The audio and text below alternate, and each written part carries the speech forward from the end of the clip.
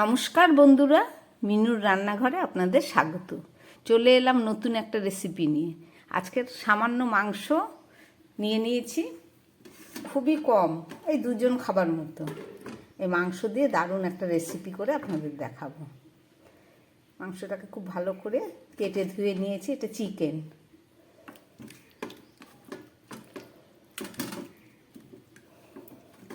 জলটাকে একটু ছেঁকে নিই।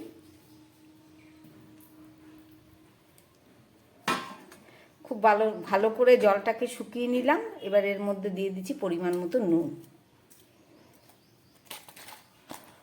আর দিয়ে দিচ্ছি পরিমাণ মতো হলুদ, আর দিয়ে দিচ্ছি 2 চামচ মতো টক দই।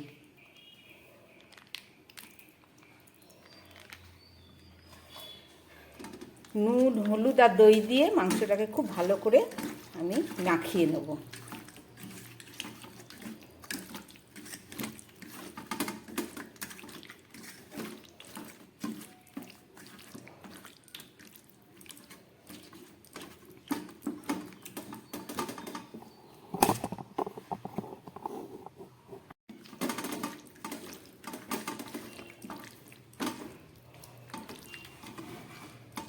নুন, হলুদ আর টক দই দিয়ে মাংসটাকে আমি খুব ভালো করে ম্যারিনেট করে নিলাম। এবার এটা থাক। বাকি যা উপকরণগুলো লাগবে সেগুলো আমি গুছিয়ে নিয়ে রান্নাটা শুরু করছি। চিকেনটা রান্না করার জন্য আমি একটা মিক্সিং জার নিয়ে নিয়েছি। এর মধ্যে একটু মশলা তৈরি করব।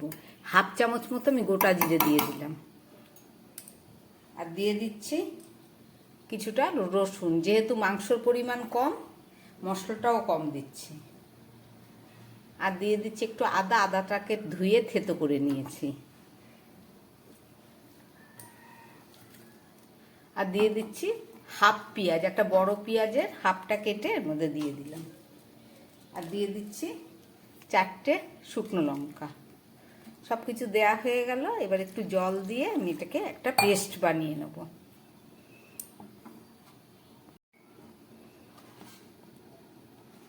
মশলাটা রেডি হয়ে গেছে, চলুন এবার রান্নাটা শুরু করি। কড়াই বসিয়ে দিয়েছি, কড়াইটা গরম হয়ে গেছে। দিয়ে দিচ্ছি পরিমাণ মতো তেল। এই তেলের মধ্যে আমি আলুগুলোকে ভেজে নেব। একটু আলু দেবো,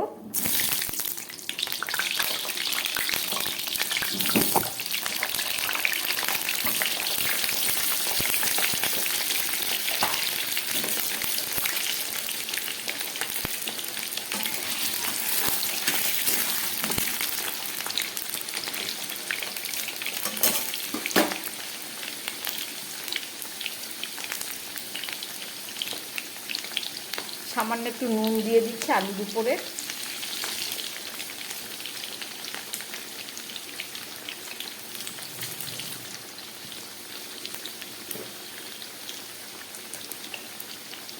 আর দিয়ে দিচ্ছি একটু হলুদ, খুবই সামান্য দিলাম।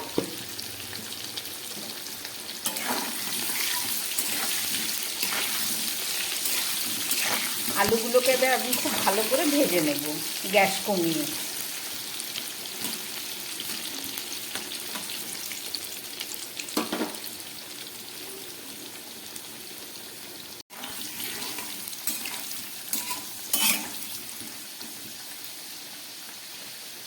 আলুগুলো আমার ভাজা হয়ে গেছে, এবার তুলে ফেলছি।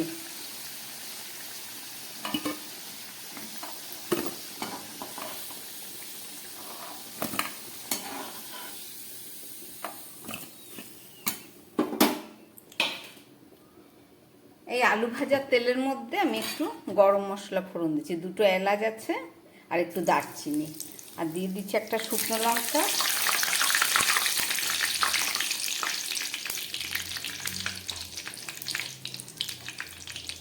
আর দিয়ে দিচ্ছি একটু ক্যাপসিকাম আর টমেটো।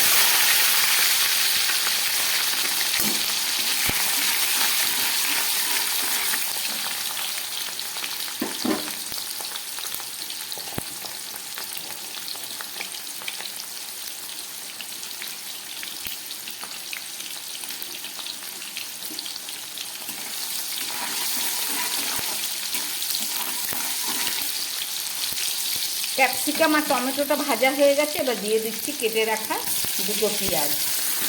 এখানে বড় সাইজের দুটো পেঁয়াজ আছে।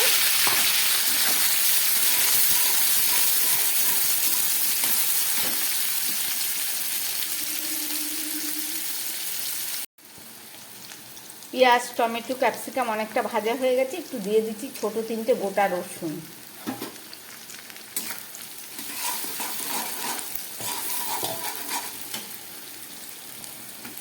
আর দিয়ে দিচ্ছি পেস্ট করে রাখা মশলা।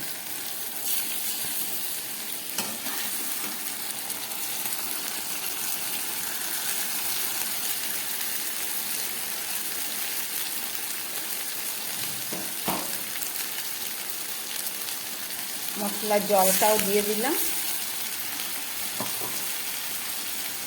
এবারে দিয়ে দিচ্ছি ম্যারিনেট করা চিকেনটা।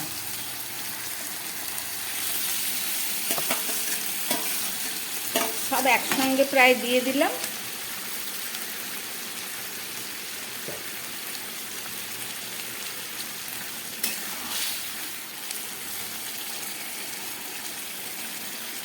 মশলা ধোয়া জলটাও দিয়ে দিলাম। এবারে দিয়ে দিচ্ছি ভেজে রাখা আলুটা, তা না হলে সিদ্ধ হবে না। সব একসঙ্গে আমি দিয়ে দিলাম। ফুটে উঠলে গ্যাস কমিয়ে এটাকে 10-12 মিনিট রান্না করব।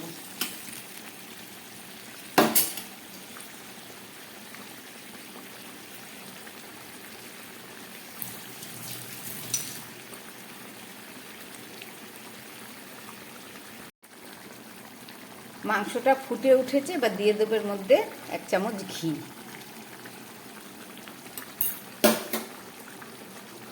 গ্যাসটা কমিয়ে দিলাম।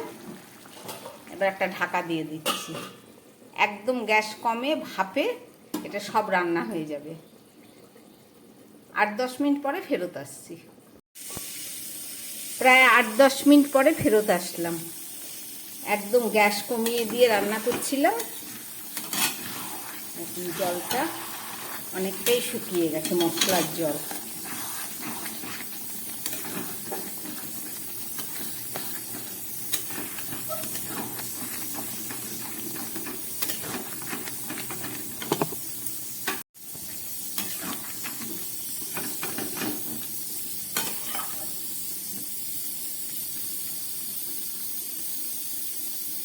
আলুও গলে গেছে।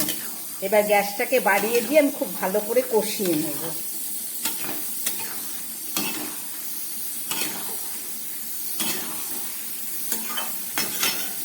গ্যাসটা বাড়িয়ে দিয়েছি।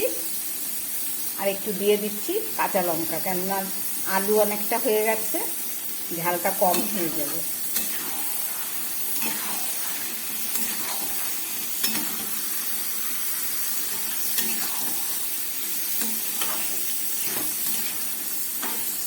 খুব ভালো করে আমি এবার কষাচ্ছি। দিয়ে দিচ্ছি সামান্য একটু চিনি। টক দই দেওয়া আছে।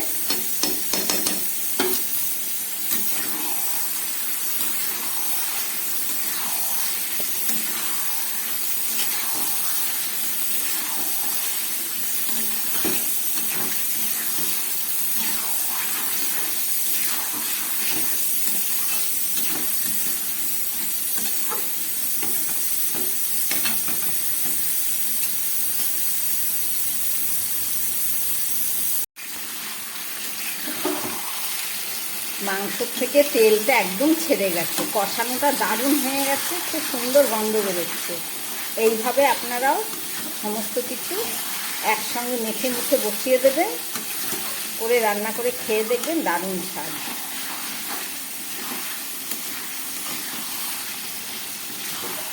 রান্নাটা আমার একদম রেডি হয়ে গেছে। আপনারা চাইলে এই অবস্থাতে নামিয়ে নিতে পারেন।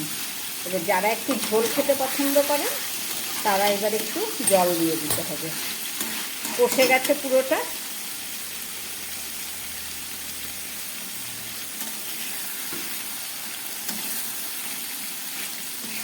পুরো মশলা ভাজা হয়ে গেছে।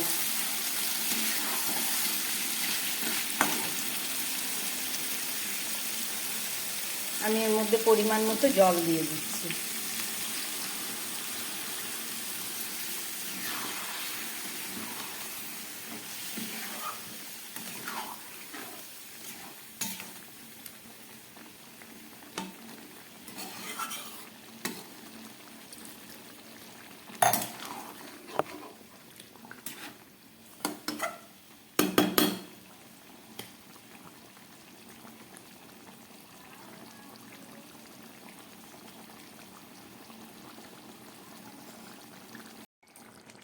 ফুটে উঠেছে মাংসটা, আমি একটু গরম মশলা গুঁড়ো দিয়ে দিচ্ছি। আগে কিছুটা এলাচ দিয়েছিলাম ফোড়নে।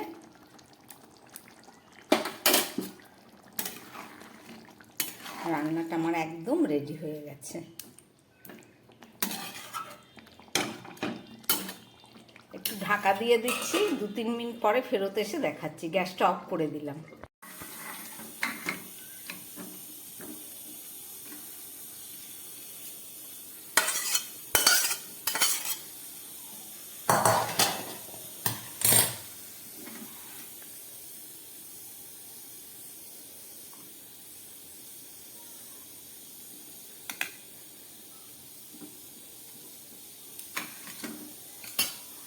দই দিয়ে রান্না করলাম চিকেন।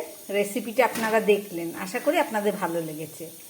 এক এক দিন এক এক রকমভাবে চিকেন রান্না করতে হয়, তাতে মুখের স্বাদ অনেকটা বদলে যায়। এইভাবে রান্না করলে খেতে খুব ভালো লাগবে এবং মুখরোচক।